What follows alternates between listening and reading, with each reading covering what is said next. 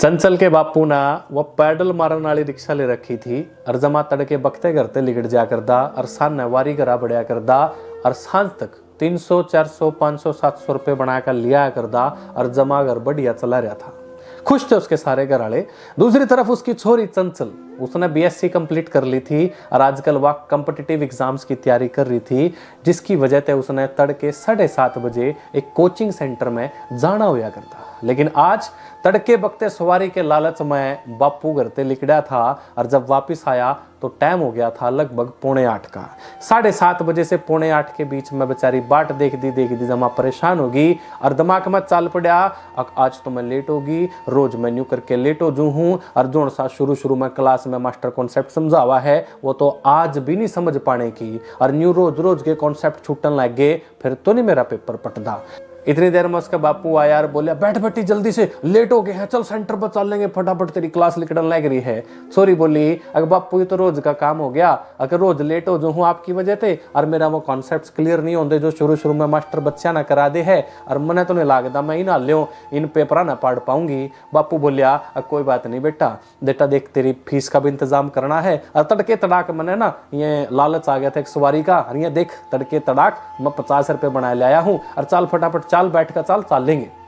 इतनी देर में वह छोरी रिक्शा में बैठ गई और बापू रिक्शा का करके मुंह सेंटर का नहीं और जमा टुड़क कर दो या रिक्शा न लेकर चल पड़ा। छोरी ने पता थी अपने बापू की हालत है तो बोली पिताजी हाँ लाडो मैंने कहा है आपसे कई बार मेरी बीएससी कंप्लीट होगी है और यहाँ आस पड़ोस के बालक मैंने बार कहे हैं दीदी ट्यूशन पढ़ा देने मैं सोचू हूँ ट्यूशन पढ़ा के 500-700 हजार का जुगाड़ मैं भी कर लूँ कि मैं अपने सूट लत्या का या फिर अपनी पढ़ाई का कि मैं कोई तो सहारा ला दूँ मैं आपका। बापू बोलिया बेटा मने नहीं है छोटे मोटे काम कराने अपने लाडो गुड्डो पे, मैं तो बखते काम कर लूंगा, तड़के 4 बजे निकल जाऊंगा, 10:30 बजे बढ़ूंगा, मेहनत करूंगा, जी तोड़ मेहनत करूंगा और मेरी बेटी ने बस इतना चाहू हूं कि वह पढ़ लिख के ना चाहे कैसी भी हो एक सरकारी नौकरी पा ले और फिर मैं जमा गर्व ते सीना चौड़ा करके अपनी जिंदगी जीऊंगा और अपनी मेहनत ना और अपने जीवन ने सफल मानूंगा। यह बात कहते रिक्शा का मुंह सेंटर का नी और जमा टुड़क से थोड़ी सी स्पीड बढ़ा दी और जमा ठंड हो रही थी, कोहरा हो रहा था, पैरा में चप्पल थे, पैर सूज रहे थे छोरी के बापू के, लेकिन सपने दिमाग में चल रहे थे और वह कोहरे न चीर दे सेंटर की तरफ जाने लग रहे थे। थोड़ी देर में सेंटर भी आ गया। छोरी रिक्शा में थे उतर दी होना है। छोरी ने बैग ते कुछ लुकोने की कोशिश करी, वालों को वे थी बहुत साल पुरानी जैकेट जो कई जगह तय बुर सी रही थी।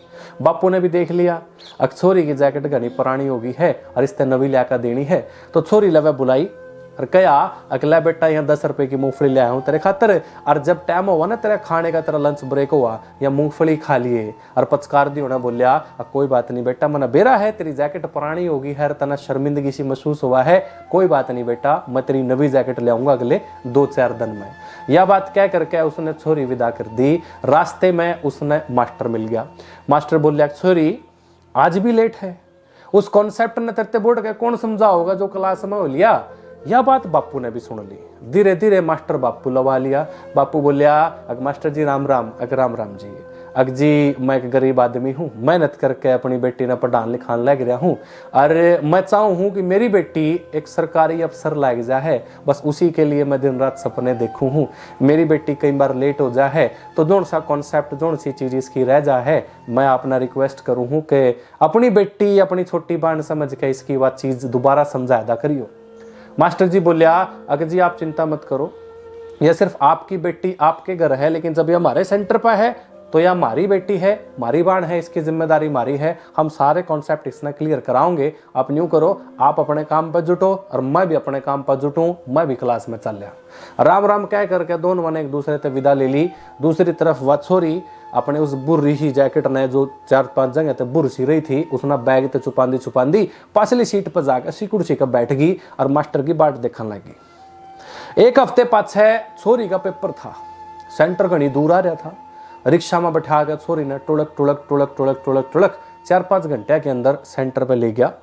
वहां छोरी तो भीतर पेपर देने लग रही थी, लेकिन एक पेपर बापू के दिमाग में भी चल रहा था, अगर मेरी बेटी सर लगेगी, मेरी बेटी यूँ लगेगी, मेरी बेटी का यूँ पास हो जाएगा, यूँ पास हो जाएगा, फलाना बन जाएगी, ढिमकाना बन जाएगी, ऐसा सपना, ऐसा पेपर था।